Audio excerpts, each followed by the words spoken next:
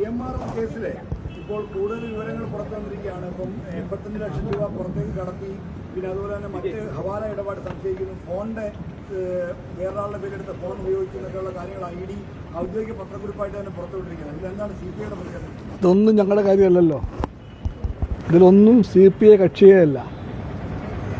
ഇത്തരം ഒരു കൊടുക്കലും വാങ്ങലും ഒരു പങ്കും CPIക്ക് ഇല്ല, ഉണ്ടാവുകയുമില്ല.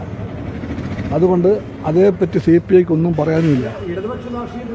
ഇല്ല, അത് വേറെ ഇത് വേറെ. ഇടതുപക്ഷ രാഷ്ട്രീയം വേറെ, ബിസിനസ് വേറെ, ഒരു ബന്ധമില്ല.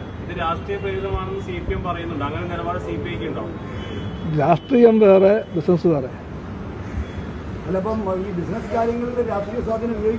രാഷ്ട്രീയം വേറെ, ബിസിനസ് വേറെ. CPIക്ക് താല്പര്യമില്ലല്ലോ ഒന്നും.